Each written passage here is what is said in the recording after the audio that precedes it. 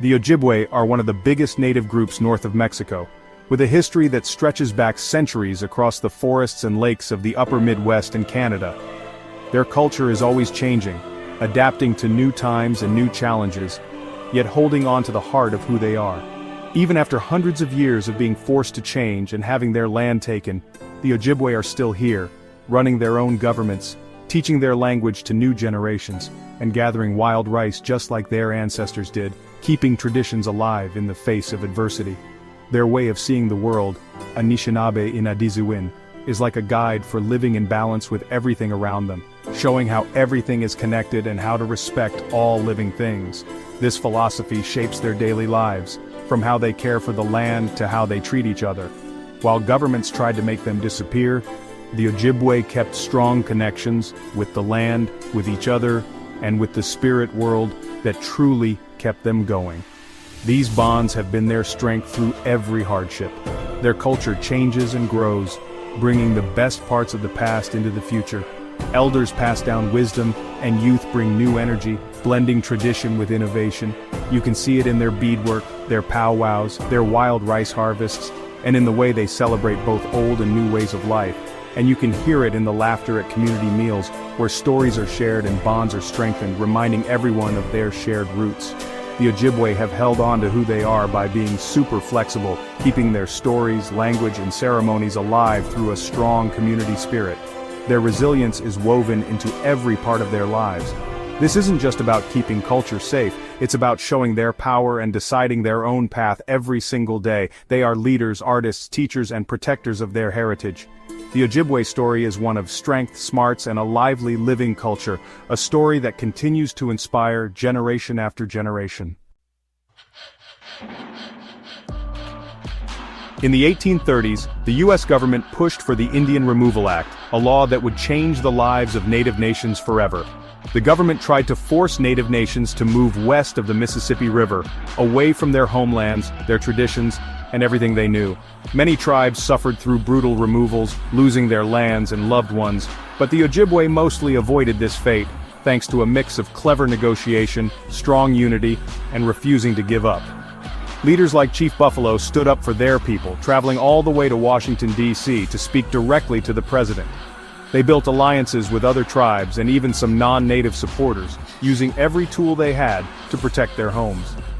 The Sandy Lake tragedy in 1850, where hundreds died after the government lured them away with false promises, only made the Ojibwe more determined to resist. The loss was devastating, but it fueled their resolve.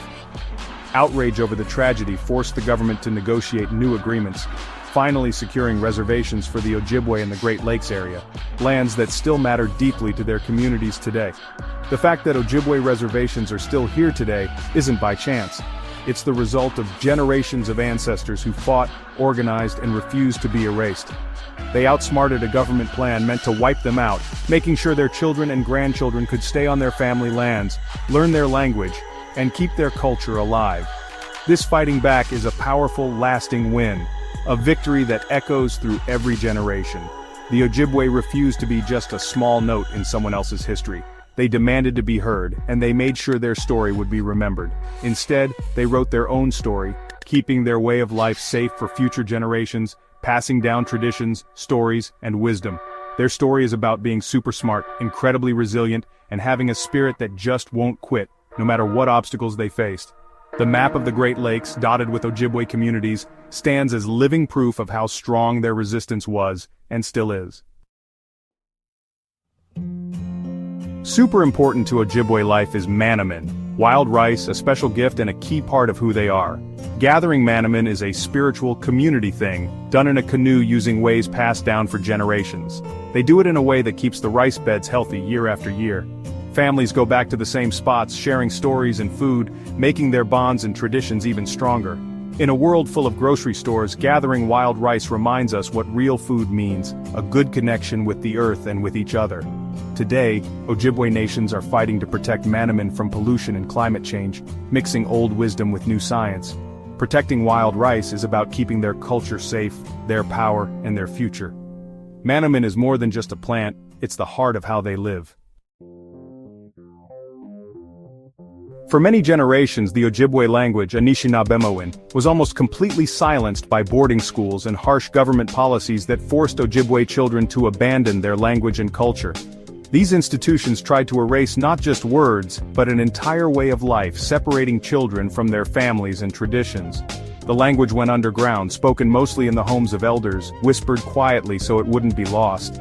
Even in the face of so much pressure, Anishinaabemowen never truly died. It survived in stories, songs, and the hearts of those determined to keep it alive.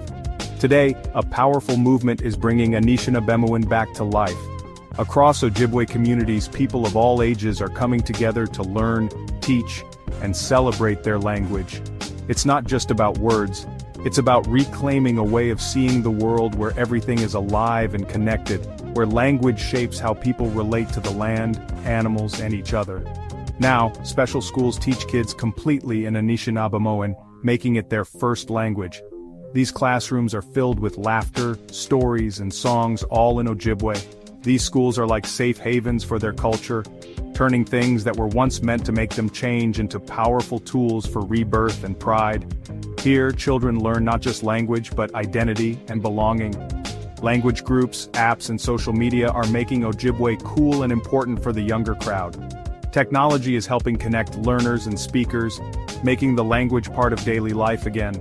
The number of people who speak it as their first language is still small, but things are changing. More and more families are choosing to raise their children in Ojibwe, and every new speaker is a victory. The quiet is being broken by the voices of children, singing, laughing, and speaking in Anishinaabemowen once again. Bringing the language back is an act of hope and fighting back. It's a way to honor ancestors and inspire future generations. It proves that a language, and a people, can come back from the edge, stronger and more united than ever before. Anishinaabemowen is more than just talking. It's a way of looking at the world, a living link to the past and a guide for the future. The Ojibwe are making sure their language keeps living on, passing it from one generation to the next, so it will never be silenced again. For the Ojibwe, telling stories is a sacred thing, passing down knowledge, values, and history from one generation to the next. Stories like the Adizukanag are told in winter, holding memories of their travels, agreements, and life lessons. Characters like Nanabojo, the trickster, and the Wendigos teach through funny tales and warnings. Storytelling is a living art. Each time it's told, it changes a bit for the audience, keeping history fresh and important.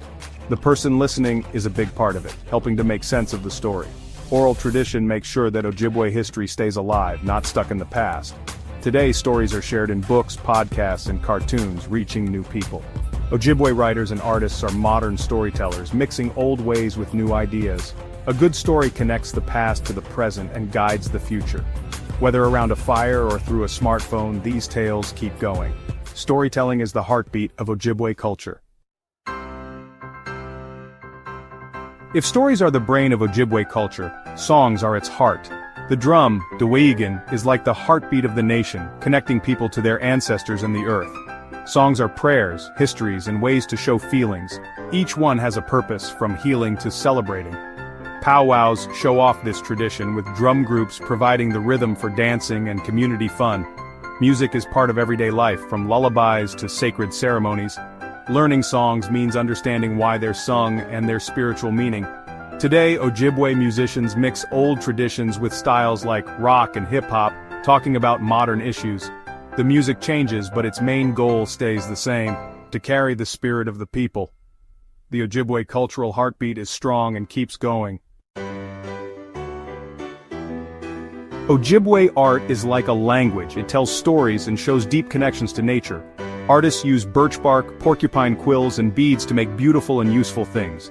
Super detailed beadwork and birch bark biting show their spiritual beliefs and cultural knowledge. When glass beads showed up, it sparked a huge burst of creativity, leading to their famous woodland flower designs. Every piece shows amazing skill, patience, and tradition. Today, Ojibwe artists are pushing boundaries, exploring who they are and how strong they are through modern art. They pass down old skills while making new art for people all over the world. Art is a vibrant reminder that Ojibwe culture is thriving, not just barely hanging on. Their visual language is a living legacy. Many Ojibwe now live in cities, far from their reservation homes. City communities have built Indian centers that offer language classes, powwows, and help with life's challenges. These centers are like cultural embassies, proving that culture lives inside people, not just in a specific place. Urban Ojibwe artists, writers, and comedians mix old traditions with modern life, breaking down stereotypes and reaching new audiences. Being a modern guardian means living in many different worlds, doing ceremonies on the reservation, having business meetings in the city, teaching language with apps. Ojibwe identity is flexible and strong, doing well in both country and city settings. They honor their ancestors while living fully in the present. Tradition and modern life exist side by side, creating lively communities. The Ojibwe prophecy of the Seven Fires talked about a time of struggle, and then, a new beginning. Many believe that time is now, as their culture is coming back strong across Ojibwe country. The work of keeping culture alive is always happening. It's a daily commitment by teachers, elders, activists, and artists. Ojibwe resilience isn't something from the past. It's a living process happening every single day. Their story shows that culture is tough, able to change and last.